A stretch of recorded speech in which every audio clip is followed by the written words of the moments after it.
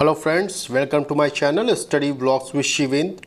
आज है 24 मार्च 2022। आज हम लोग बात करेंगे 24 मार्च 2022 के मोस्ट इम्पॉर्टेंट क्वेश्चंस के बारे में। पूरी वीडियो ध्यान से देखिएगा। यदि वीडियो आपको पसंद आती हो तो प्लीज़ वीडियो को लाइक, शेयर एंड सब्सक्राइब कर दीजिएगा और साथ ही साथ बेल आइकन को भी प्रेस कर दीजिएगा, जिससे कि आने वाली वीडियो के नोटिफिकेशन आपको मिलते रहें। चलिए शुरू करते हैं आज के क्वेश्चन को। उससे पहले कल के क्वेश्चन को देख लेते हैं। कल का हमारा क्वेश्चन था कि 35वें सूरज कुंड अंतर्राष्ट्रीय शिल्प मेले का थीम स्टेट कौन सा है? तो यह जम्मू कश्मीर है। सेकंड क्वेश्चन था Deloitte global powers of retailing 2022 में अमेज़न किस स्थान पर है? तो यह दूसरे स्थान पर है। पहले स्थान पर कौन है? पहले स्थान पर हमने बताया था वॉलमार्ट है। ओके, चलिए आज के क्वेश्चंस को देख लेते हैं। आज का हमारा पहला क्वेश्चन है कि विश्व जल दिवस कब मनाया जाता है? तो यह विश्व जल दिवस 22 मार्च को मनाया जाता है। थीम क्या रखी गई? Ground water making the invisible visible. Okay, विश्व जल दिवस मोस्ट इम्पॉर्टेंट आपका है, जरूर याद करिएगा विश्व जल दिवस। ओके, और यह थीम भी इम्पॉर्टेंट है आपके लिए। अच्छा, इसके साथ साथ विश्व जल दिवस हमने बताया 22 मार्च। अब जल है तो जल कहाँ होगा? थल पे होगा, पृथ्वी पे होगा। तो विश्व पृथ्वी दिवस भी आप याद कर लीजिए, 22 अप्रैल है। डेट सेम है, मंथ अलग है। याद रखिएगा, पहले जल आया है उसके बाद थल आया, ऐसे याद रखिएगा, ठीक है? क्योंकि पहले पृथ्वी, ऐसे याद करिए, पहले पृथ्वी नहीं थी हमारे पास, पहले आग का गोला था, ठीक? उस पे बारिश हुई, जल आया, जैसे भी जल आया, समुद्र का आया, हाँ बरसात का, उससे क्या हुआ कि पृथ्वी की उत्पत्ति हुई।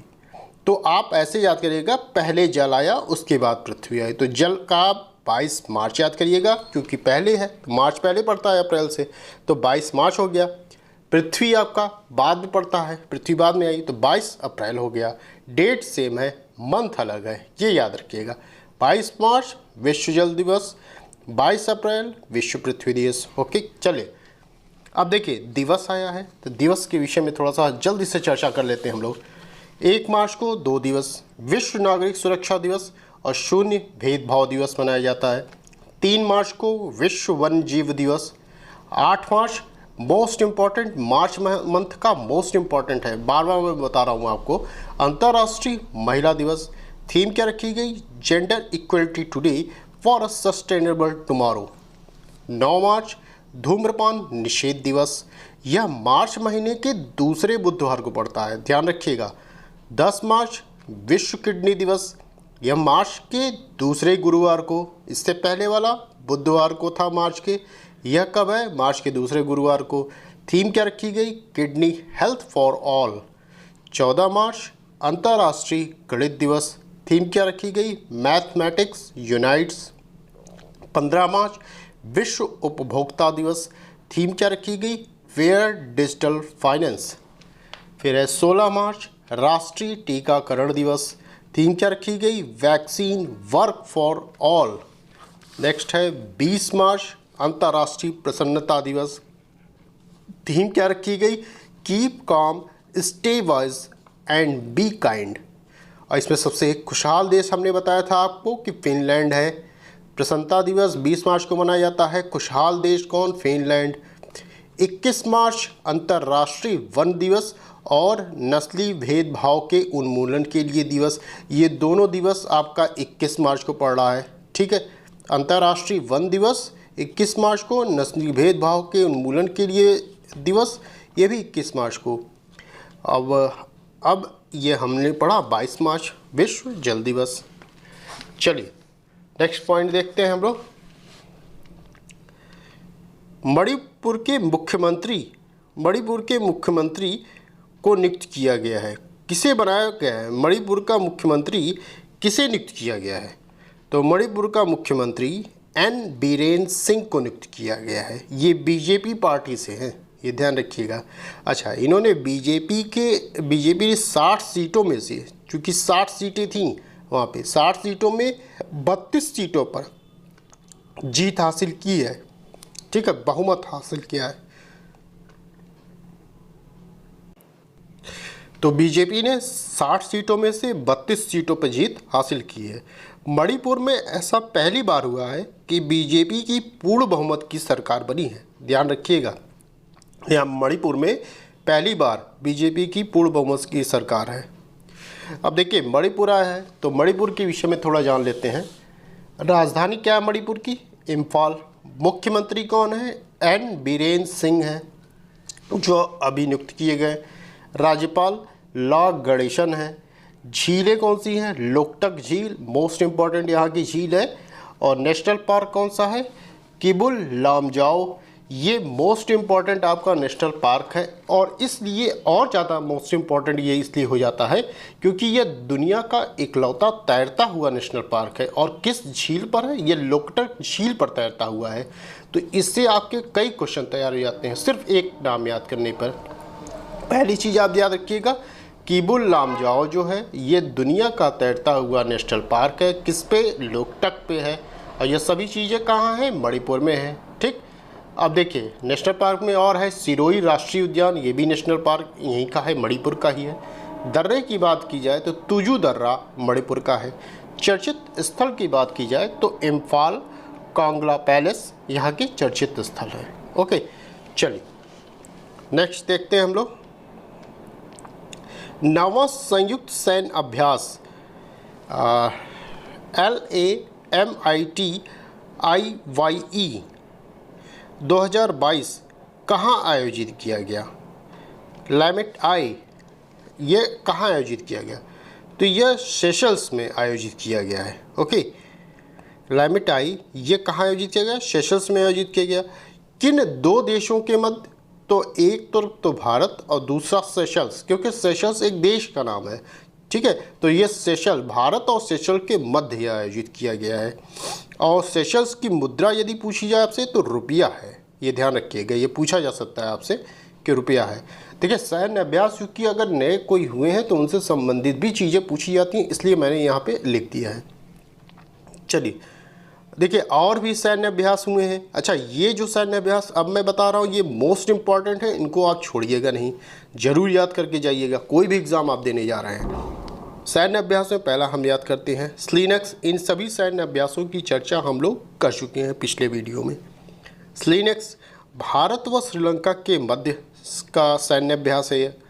भारतीय पोखरण भारतीय वायुसेना द्वारा वायु शक्ति अभ्यास का आयोजन कहाँ किया गया? पोखरण राजस्थान में किया गया। एक्स धर्म गार्जियन 2022 या बेलगामी में इसका आयोजन किया गया। किन दो देशों के मध्य सैन्य अभ्यास है? तो यह भारत व जापान के मध्य का है। एक्स धर्म गार्जियन मैंने कई बार आपको बताया है। एक्स ईस्टर्न ब्रिज यह भारत व ओमान के मध्य किया गया सैन्य अभ्यास है। पासेक्स 2022 यह भारत व रूस की नौसेनाओं के मध्य किया गया नौसैन्य अभ्यास है। ये मोस्ट इम्पॉर्टेंट आपके सैन्य अभ्यास है, इनको जरूर आप पढ़ लीजिएगा। नेक्स्ट क्वेश्चन देखते हैं। BNP परिबास ओपन टूर्नामेंट 2022 में पुरुष एकल का खिताब किसने जीता है? तो BNP परिबास ओपन टूर्नामेंट 2022 में पुरुष एकल का खिताब टेलर फिट्स ने जीता है। ओके, महिला की बात की जाए तो महिलाओं में महिला एकल का खिताब इंगा स्वीटेक ने जीता है। ठीक, चलिए नेक्स्ट पॉइंट देखते हैं। वनवेब ने अपने उपग्रहों को लॉन्च करने के लिए किस ऑपरेटर को नियुक्त किया है? तो वनवेब ने अपने उपग्रहों को लॉन्च करने के लिए स्पेस एक्स ऑपरेटर को नियुक्त किया है। चलिए नेक्स्ट पॉइंट देखते हैं। स्मार्ट हब व्यापार कार्यक्रम और ऑटो फर्स्ट ऐप लॉन्च करने की घोषणा किस बैंक के द्वारा की गई है? तो स्मार्ट हब व्यापार कार्यक्रम और ऑटो फर्स्ट ऐप लॉन्च करने की घोषणा HDFC बैंक के द्वारा की गई है। HDFC के संबंध में देख लेते हैं। हाल ही में HDFC बैंक ने #लक्ष्मी फॉर लक्ष्मी पहल शुरू की है। ये इम्पोर्टेंट है आपका, ये याद रखिएगा आप। ठीक है, चूँकि HDFC आया था इसलिए मैंने इसकी भी चर्चा कर दी है कि #लक्ष्मी फॉर लक्ष्मी पहल किसने शुरू की है? HDFC बैंक ने। ये पूछा जा सकता है आपसे कि किस बैंक ने शुरू की है, तो ये याद रखिएगा। अच्छा, ये HDFC जो है ये प्राइवेट सेक्टर में ये सबसे बड़ी बैंक है, ये भी याद रखिएगा। और सरकारी में यदि पूछा जाए आपसे तो SBI है सबसे बड़ी। चलिए नेक्स्ट पॉइंट देखते हैं। ससद्रार बर्डी मुखामेदोव को कहाँ का राष्ट्रपति चुना गया? तो ससद्रार बर्डी मुखामेदोव को तुर्कमेनिस्तान का राष्ट्रपति चुना गया है। ओके, तो ये याद रखिएगा। नेक्स्ट देखते हैं। वर्ष 2022 स्पोर्ट स्टार SS अवार्ड्स में प्रतिष्ठित sport star of the year का अवार्ड किसने जीता? मेल में sport star of the year male में ये अवार्ड किसने जीता? तो नीरज चोपड़ा ने जीता है। आपको पता होगा पहला ये स्वर्ण मेडल नीरज चोपड़ा के नाम था ओलंपिक में हमारे। ओके, चलिए इसी से संबंधित अन्य अवार्ड हैं उनको देख लेते हैं हम। जो ये आपका स्पोर्ट स्टार SS अवार्ड था, इसमें और भी अवार्ड मिले हैं, उनको देख लेते हैं। Sport star of the year अगर वुमेन की बात की जाए, देखिए sport star of the year यदि मेल की बात की जाए तो नीरज चोपड़ा होंगे। यदि sport star of the year female की बात की जाए तो मीराबाई चानू होंगी, ये ध्यान रखिएगा। प्लेयर ऑफ द ईयर की बात की जाए तो लवलीना बोरगोहेन होंगे। ठीक, इनसे आप लोग काफ़ी परिचित होंगे, इनका नाम बहुत आया है। और para athlete of the year की बात की जाए फीमेल में तो अवनी लेखरा होंगी। और लास्ट है लाइफ टाइम अचीवमेंट अवार्ड की बात की जाए तो अजीत पाल सिंह होंगे। ये भारतीय हॉकी टीम के पूर्व कप्तान हैं। ये सभी जो अवार्ड मिले हैं सब स्पोर्ट्स हैं, इसके स्पोर्ट्स के खिलाड़ी हैं पूरे, सभी उन्हीं को यह अवार्ड मिला है। चलिए नेक्स्ट पॉइंट देख लेते हैं।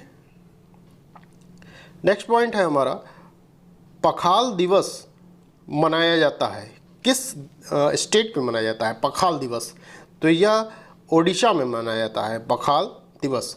पखाल होता क्या है?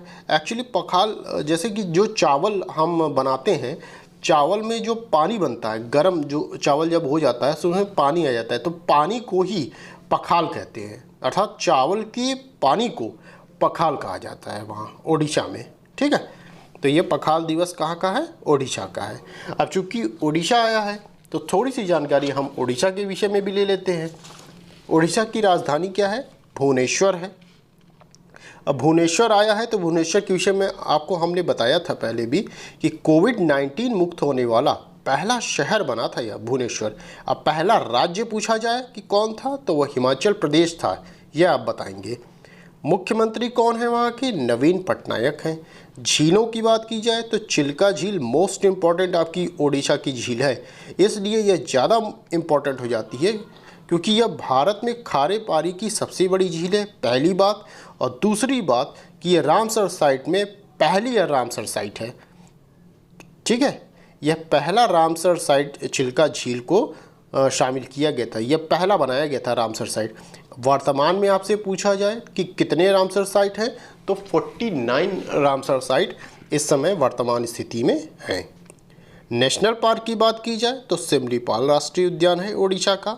लोक नृत्य की बात की जाए तो छाऊ लोक नृत्य ओडिशा का है। चर्चित स्थल की बात की जाए तो कटक है, जगन्नाथ मंदिर है, कोणार्क है, पारादीप यहाँ के चर्चित स्थल हैं ओडिशा के। चलिए नेक्स्ट पॉइंट हम लोग देखते हैं एंड लास्ट पॉइंट है हम लोग का, ICGS सक्षम जहाज को अपतटीय गश्ती जहाज़ों की श्रृंखला में कमीशन किया गया। किसको किया गया? ICGS सक्षम को किया गया। नाम याद रखिएगा, ICGS सक्षम, ये नाम याद रखिएगा। आपसे पूछा जा सकता है कि किस जहाज़ को अपतटीय गश्ती जहाज़ों की श्रृंखला में कमीशन किया गया, तो आप बताएंगे ICGS सक्षम को। अच्छा, इसके साथ ही साथ इसके बारे में और जानिए कि यह 5वां ICGS है, अर्थात कि इससे पहले भी 4 ICGS मौजूद थे और उसमें पहला आप जानते रहिए, पहला क्या है? ICGS सचेत था पहला। और 5वां कौन सा है इस समय शामिल किया गया, कमीशन किया गया? ICGS सक्षम को किया गया। ICGS का फुल फॉर्म क्या होता है? तो इंडियन कोस्ट गार्ड शिप होता है। मैंने आपसे बताया है कि जितने भी शॉर्ट फॉर्म आते हैं उनका फुल फॉर्म ज़रूर जानिए, कभी भी एग्जामिनर आपसे ये फुल फॉर्म के बारे में पूछ सकता है। ठीक है, तो बस ये थे आज के top 10 most important question. I think video आपको पसंद आई होगी। यदि वीडियो आपको पसंद आई तो प्लीज़ वीडियो को लाइक, शेयर एंड सब्सक्राइब कर दीजिएगा, जिससे कि आने वाले वीडियो की नोटिफिकेशन आपको मिलते रहें। ठीक है, चलिए आज के क्वेश्चंस को देख लेते हैं हम लोग। आज का क्वेश्चन है कि नाटो के सदस्य देशों की संख्या कितनी है? 25, 28, 30, 35। नेक्स्ट क्वेश्चन है, संयुक्त राष्ट्र के विश्व खुशहाली सूचकांक में शीर्ष पर कौन है? आपके ऑप्शन है फिनलैंड, डेनमार्क, आइसलैंड, अफगानिस्तान। तो इन क्वेश्चंस के जवाब आप कमेंट के माध्यम से मुझे बताइएगा। और प्लीज़, लोग देख तो लेते हैं बट इन क्वेश्चंस के जवाब नहीं देते। प्लीज़ आप लोग इन क्वेश्चंस के आंसर दिया कीजिए, ये आपके लिए ही फ़ायदेमंद है। ठीक है, मैं जो पढ़ा रहा हूँ ये तो मेरे लिए फ़ायदेमंद तो है, बट मैं आपके लिए भी पढ़ा रहा हूँ ये चीज़ें। तो आप भी थोड़ी सी मेहनत करिए। और इन जो क्वेश्चन, मैं 2 क्वेश्चन पूछता हूँ, ज़्यादा नहीं पूछता, और वो भी वो क्वेश्चन पूछता हूँ जो मैं पढ़ा चुका होता हूँ। तो प्लीज़ उस क्वेश्चन के आंसर दिया करिए। ठीक है, इससे आप एक रिदम में रहेंगे या चलते रहेंगे, पढ़ते रहेंगे। और करंट को हल्के में कभी मत लीजिए। करंट आप डेली पढ़िए, कभी भी गैप मत करिए। अगर किसी कारणवश आपका करंट गैप हो जाता है तो दूसरे दिन कोशिश करिए कि वो करंट आप कवर कर लें। ठीक है, तो ये चीज़ें थी आपका। और एक चीज़ और मैं बताना चाहता हूँ कि जो आप कमेंट के माध्यम से इसका आंसर देंगे तो कोशिश करिए कि कम में ज़्यादा चीज़ें आप बता ले जाएँ। एक ही लाइन लिखिए, 2 ही लाइन लिखिए, मगर वो लगे कि हाँ आप जानते हैं। थोड़ा सा डिटेल, हल्का सा डिटेल, ज़्यादा नहीं, थोड़ा सा डिटेल में आप बताइए। तो इससे आप क्या करेंगे, आप चीज़ों को सर्च करेंगे। सर्च करने से आपकी नॉलेज और बूस्ट होगी। ठीक है, तो ये सब कोशिश करिए आप। ठीक, अच्छा एक चीज़ और है कि मेरी एक वीडियो आपकी आएगी सुबह, जैसे 6 बजे आपकी ये वीडियो आ जा रही है। उसके बाद 1 घंटे बाद आप एक क्वेश्चन मैंने आपको दिया था कि संविधान में हिंदी का वह कौन सा शब्द प्रयोग किया गया है जिसके बदले अंग्रेजी के अलग अलग 3 शब्दों का प्रयोग किया जाता है। ये एक इंटरेस्टिंग क्वेश्चन है, इसको आप ज़रूर देखिएगा। इस वीडियो को आपके इस करंट के बाद 1 घंटे बाद 7 बजे वो वीडियो अपलोड हो जाएगी। ज़्यादा मिनट की नहीं है, मुश्किल से 6 या 7 मिनट की वीडियो है। उस वीडियो को ज़रूर देखिएगा आप। ऐसी वीडियो मैं बीच बीच में लाता रहूँगा। ठीक, तो बस आज के लिए इतना ही। फिर मिलते हैं नेक्स्ट वीडियो में। Thank you.